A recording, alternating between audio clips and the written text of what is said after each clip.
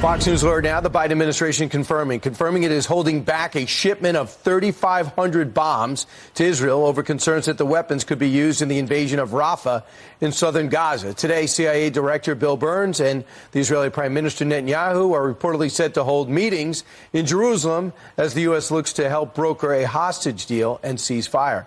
Let's bring in Republican Congress Conference Chair Elise Stefanik. She sits on the House Armed Services Committee. Congresswoman, I never thought we'd come to a point where Israel would be at war and we're holding back weapons. How did we get here? It's absurd, Brian, and it's just another example where President Joe Biden has failed to support our most precious ally, Israel. Congress passed supplemental funding and military aid to Israel, and it is outrageous and is not complying with congressional intent, the fact that the Biden administration is holding these back. This is as Israel is, suffered its bloodiest day since the Holocaust with the terrorist attack on October 7th. They're fighting for their very existence. So House Republicans are pushing back, both in our oversight capacity, as well as conversations between the Speaker of the House and the President of the United States about how this is absolutely unacceptable. But what's weird is that none of these bombs would be used in a place like Rafah. They're 2,000-pound bombs, 1,700, 500-pound bombs. That's not what they're using in Rafah. This is what they would use against Hezbollah. Correct. And it just goes to show that the Biden administration and Joe Biden himself have failed to support Israel. They're more concerned about their pro-Hamas wing of the Democrat Party, which we're seeing is part of the radicalized left.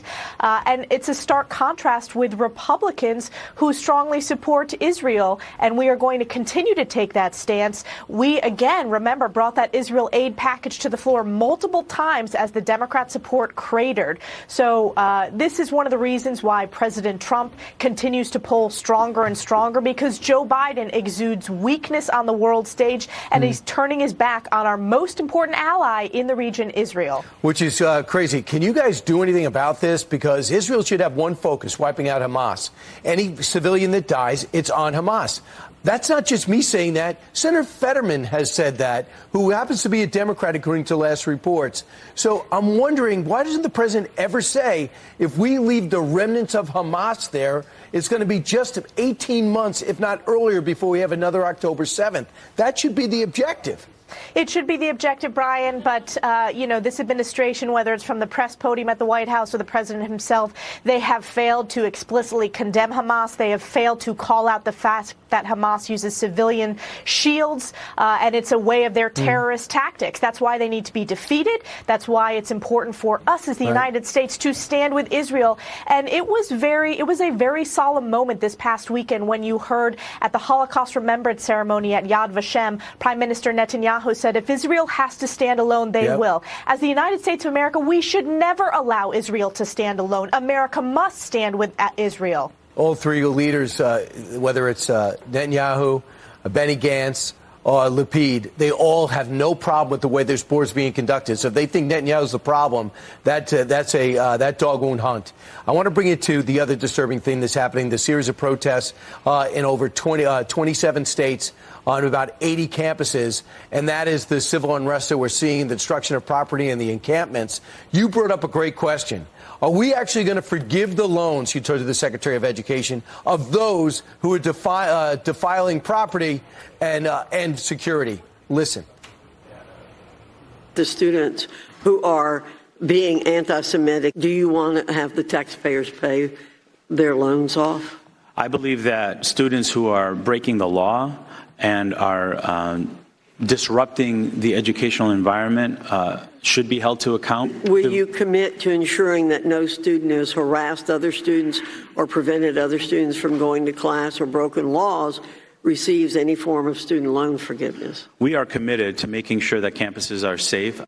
Is that a good enough answer? No, it's not a good enough answer, but great question by Chairwoman Virginia Fox, chair of the Education Committee. And it just shows that U.S. taxpayer dollars are being abused to prop up not only these institutions, but paying student loans of these pro-Hamas terrorists.